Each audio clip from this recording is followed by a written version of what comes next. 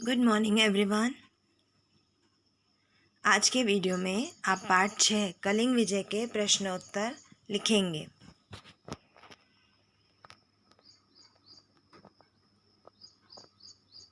तो बच्चों, पिछले वीडियो में आपने इस पाठ के बारे में पढ़ा कि कलिंग का युद्ध एक ऐसा ऐतिहासिक युद्ध था जिसने अशोक के जीवन की दिशा ही परिवर्तित कर दी।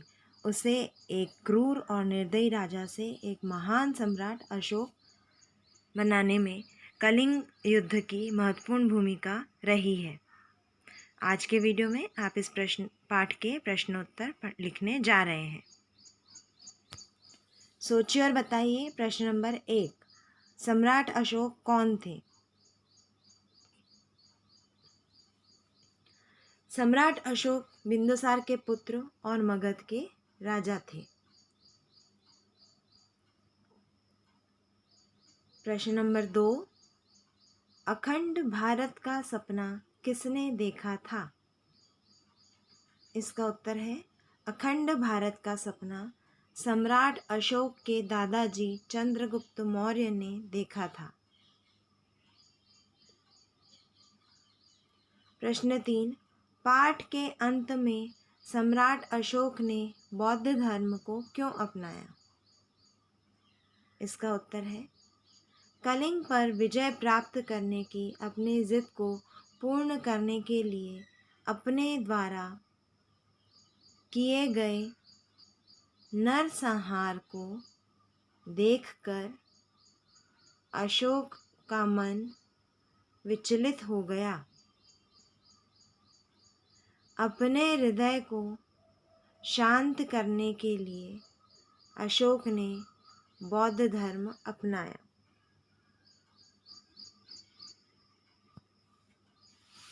अति लघुत्तरीय प्रश्न। प्रश्न नंबर 1,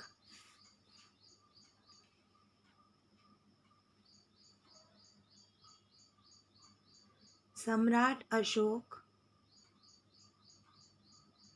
किस पर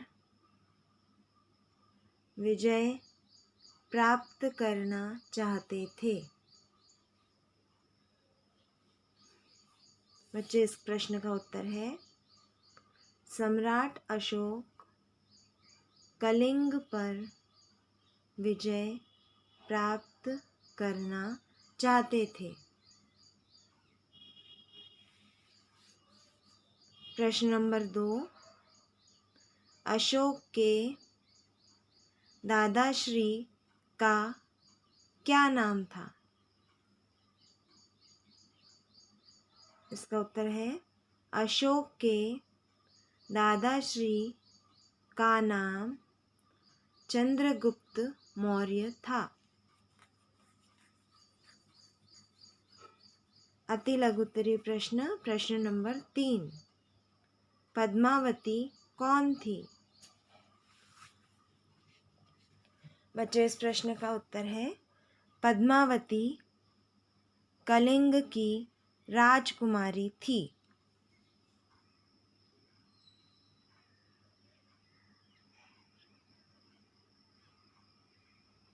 लघुत्तरीय प्रश्न। प्रश्न नंबर 1,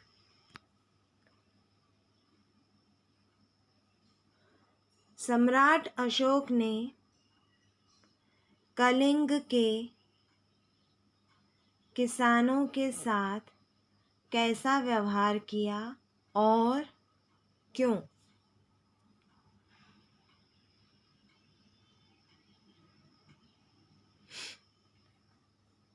इसका उत्तर लिखिए। सम्राट अशोक ने कलिंग के किसानों के साथ क्रूर व्यवहार किया। उन्होंने कलिंग पर आक्रमण कर निर्दोष किसानों को मारा और उनकी फसल को तहस नहस कर दिया।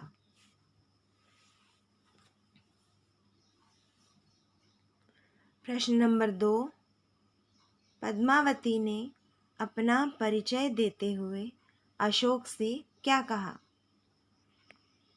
बच्चों, इसका उत्तर है पद्मावती ने अपना परिचय देते हुए अशोक से कहा, मैं कलिंग की राजकुमारी पद्मावती हूँ। मैं और ये वीरांगनाएं हत्यारे अशोक की सेना से युद्ध करना चाहती हैं। जब तक हम जीवित हैं, इस दुर्ग में कोई भी पैर नहीं रख सकता। कहाँ है मेरे पिता का हत्यारा अशोक?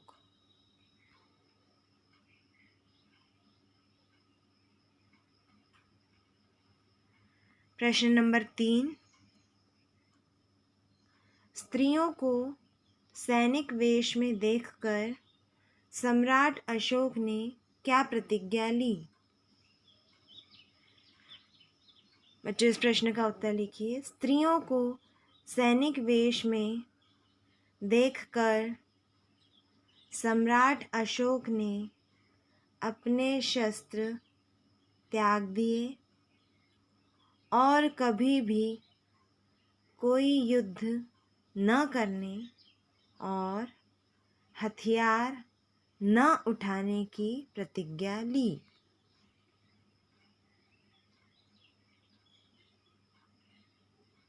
दीर्घ उत्तरीय प्रश्न नंबर 1,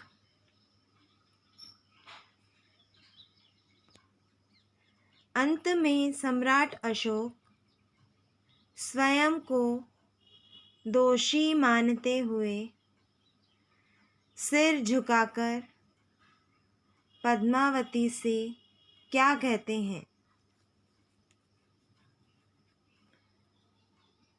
उत्तर नंबर 1, सम्राट अशोक स्वयं को दोषी मानते हुए पद्मावती से कहते हैं, मैं अपराधी हूँ, अपराधी।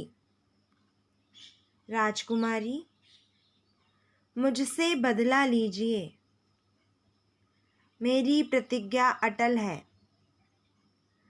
मैं हथियार नहीं उठाऊंगा। राजकुमारी, आज से आप कलिंग का राज्य संभालिए। मगध और कलिंग दोनों राज्य मित्र बनकर रहेंगे। आज के बाद मैं कोई युद्ध नहीं करूँगा, कभी शस्त्र नहीं उठाऊंगा। मैं अपने शस्त्र त्यागता हूँ।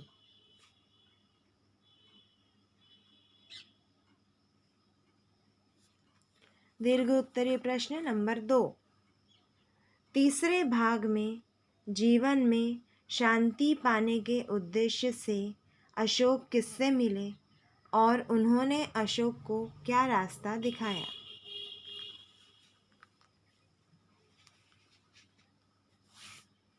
इसका उत्तर इस प्रकार है बच्चों। जीवन में शांति पाने के उद्देश्य से सम्राट अशोक घायलों की सेवा करते हुए बौद्ध भिक्षुओं से मिले। उन्होंने अशोक को हृदय की शांति प्राप्त करने के लिए जीव हत्या को त्याग कर अहिंसा का पालन करने, सबसे प्रेम पूर्वक व्यवहार करने और बौद्ध धर्म का अपनाने का रास्ता दिखाया।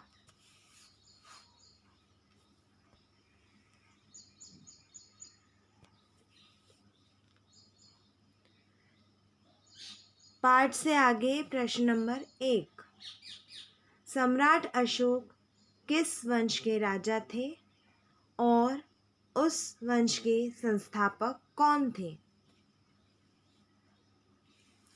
जो इस प्रश्न का उत्तर है, सम्राट अशोक मौर्य वंश के राजा थे और मौर्य वंश के संस्थापक सम्राट अशोक के दादाश्री चंद्रगुप्त मौर्य थे।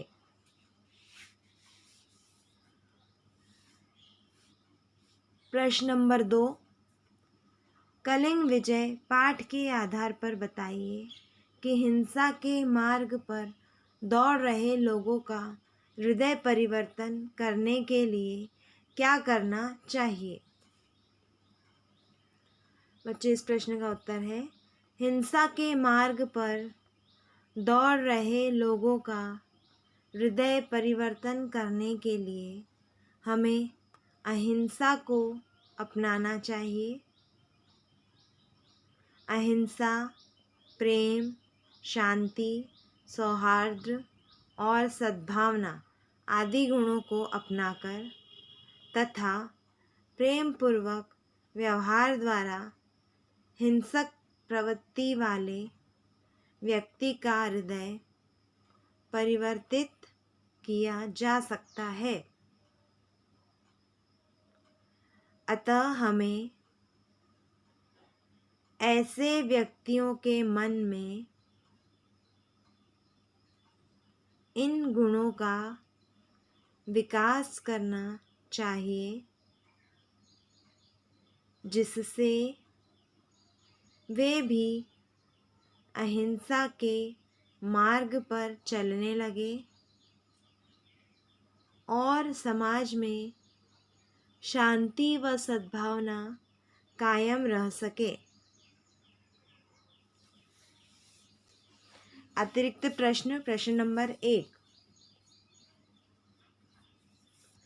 कलिंग युद्ध में खून से सनी धरती देखकर चंड अशोक क्या बन गए। बच्चों, इसका उत्तर है, कलिंग युद्ध में खून से सनी धरती देखकर चंड अशोक धर्म अशोक बन गए। प्रश्न नंबर 2, अशोक के पिता का क्या नाम था। उत्तर नंबर 2, अशोक के पिता का नाम बिंदुसार था। प्रश्न नंबर 3, कलिंग का राजकाज किसके हाथ में था। उत्तर नंबर 3 लिखिए, कलिंग का राजकाज वहाँ की प्रजा के ही हाथ में था।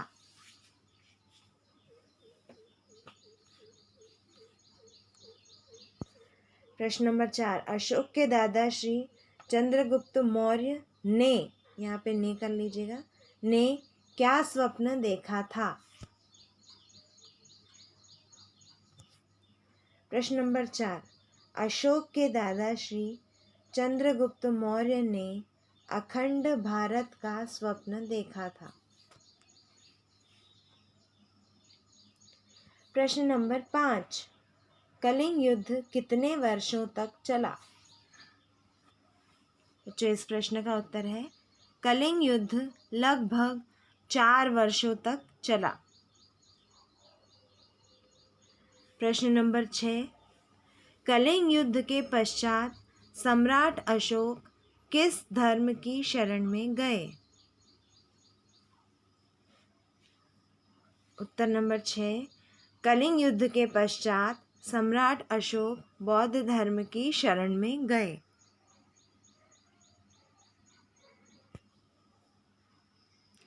तो बच्चों, ये थे अभी तक के आपके प्रश्न उत्तर। पिछले वीडियो में आपको मूल्य और कठिन शब्द दिए गए थे। आशा है कि आप सब ने लिख लिए होंगे। बच्चे, सभी प्रश्नों और उनके उत्तरों को आपको अपनी कॉपी में साफ और सुंदर हैंडराइटिंग में लिखना है। अब आपको बुक एक्सरसाइज दी जा रही है जो आपको अपनी बुक में करना है। लिखित का प्रश्न नंबर 1, किसने कहा, सही उत्तर पर सही का निशान लगाइए। कलिंग एक स्वतंत्र राज्य है जो हमारे विरुद्ध कभी भी उठ सकता है। बच्चों, ये किसने कहा था, ये कहा था सम्राट अशोक ने। यहाँ पर आपको केवल सही उत्तर दिया गया है। सम्राट अशोक सिर क्यों झुका लिया, तलवार उठाओ।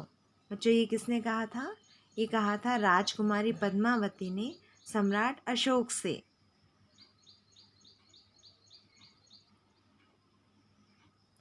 भाषा ज्ञान प्रश्न नंबर 1। दिए गए वाक्यों में उपसर्ग वाले शब्दों को रेखांकित करके उनमें प्रयुक्त उपसर्ग और मूल शब्द अलग अलग करके लिखिए। बच्चों, कुछ वाक्य आपको आपकी पुस्तक में दिए गए हैं, आप देख सकते हैं। उन वाक्यों में ऐसा कौन सा शब्द है जिसमें उपसर्ग है, उन्हें रेखांकित करना है और उन शब्दों के उपसर्ग और मूल शब्द को अलग अलग करना है। पहला वाक्य है, सैनिक निर्दोष किसानों को मार देते हैं। इसमें उपसर्ग वाला शब्द है निर्दोष, जैसा कि आप देख सकते हैं यहाँ रेखांकित किया गया है। निर्दोष शब्द में उपसर्ग है निर और मूल शब्द है दोष। दूसरा वाक्य, महाराज कलिंग पर आक्रमण करना आसान नहीं है। महाराज शब्द यहाँ पर उपसर्ग शब्द है और उसमें उपसर्ग है महा, मूल शब्द है राज। चंद्रगुप्त मौर्य ने अखंड भारत का सपना देखा था। अखंड शब्द यहाँ उपसर्ग युक्त शब्द है, इसमें उपसर्ग है अ और मूल शब्द है खंड। मैं सम्राट अशोक से प्रतिशोध लूँगा। बच्चों, जैसा कि आप देख सकते हैं यहाँ पर प्रतिशोध शब्द को रेखांकित किया गया है, अर्थात प्रतिशोध शब्द जो है उपसर्ग युक्त शब्द है। इसमें उपसर्ग है प्रति और मूल शब्द है शोध। बिंदुसार के पुत्र अशोक राजगद्दी पर बैठे। राजगद्दी शब्द उपसर्ग वाला शब्द है, उपसर्ग है राज और मूल शब्द है गद्दी।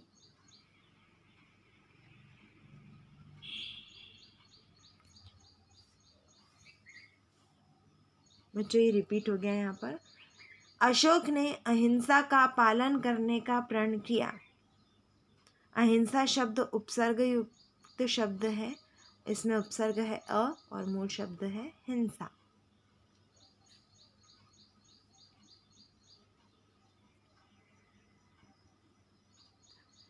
भाषा ज्ञान प्रश्न नंबर 2। सोचिए, समझिए और खाली जगह भरिए। बच्चों, यहाँ पर कुछ शब्द दिए गए हैं जिसमें कुछ खाली जगह दी गई है। कभी मूल शब्द के लिए खाली जगह दी गई है, कभी उपसर्ग के लिए और कहीं प्रत्यय के लिए। तो आपको सोचना है और वहाँ से क्या हो सकता है उस खाली जगह में वो आपको भरना है। पहला है खंड। खंड मूल शब्द है और इत प्रत्यय है, तो खंड और इत, खंड शब्द और इत प्रत्यय मिलाकर होता है खंडित। भिक्षु वर, भिक्षुवर। साहस, साहस मूल शब्द है, उसमें ई प्रत्यय लगा दिया गया है तो नया शब्द बनेगा साहसी। क्रूरता, क्रूरता। जीव इत, जीवित। समृद्ध ई, समृद्धि। भाषा ज्ञान प्रश्न नंबर 3। अब आप उदाहरण के अनुसार दिए गए शब्दों में प्रयुक्त उपसर्ग और प्रत्यय पर गोला लगाइए। बच्चों, कुछ शब्द यहाँ दिए गए हैं, आप देख सकते हैं। आपकी पुस्तक में अलग तरीके से दिया गया है। बॉक्स में उपसर्ग और प्रत्यय दिए गए हैं और बीच में मूल शब्द, जो शब्द बने हैं वो दिए गए हैं। अब उस शब्द में कौन सा उपसर्ग और कौन सा प्रत्यय है, उस सही उपसर्ग और प्रत्यय पर आपको गोला लगाना है। राजकुमारी शब्द में उपसर्ग है राज और प्रत्यय है ई। दुस्साहसी शब्द में उपसर्ग है दुस और प्रत्यय है ई। नेकदिली शब्द में उपसर्ग है नेक और प्रत्यय है ई। प्रभावित शब्द में उपसर्ग है प्र और प्रत्यय है इत। खूबसूरती शब्द में उपसर्ग है खूब और प्रत्यय है ई। प्रश्न नंबर 4। दिए गए मुहावरों की सहायता से अनुच्छेद पूरा कीजिए। बच्चों, आप अपनी पुस्तक में देख सकते हैं, एक अनुच्छेद दिया गया है और ऊपर कुछ बॉक्स में कुछ मुहावरे दिए गए हैं। तो किस जगह कौन सा मुहावरा सही बैठेगा, इस हिसाब से आपको आपका अनुच्छेद पूरा करना है। सम्राट अशोक अपनी युद्ध कला से सबका मन मोह लेते थे। अखंड भारत के निर्माण हेतु उनके हौसले बुलंद थे। वे कलिंग को जीतना अपने बाएं हाथ का खेल समझते थे। वे सभी से दो टूक बात करते थे। उनके साहस को देखकर कलिंग की सेना के पांव उखड़ गए, लेकिन युद्ध के दौरान इस विनाश को देखकर उनका दिल पसीज गया और उनकी काया पलट गई। तो बच्चों, ये थे आपके बुक एक्सरसाइज।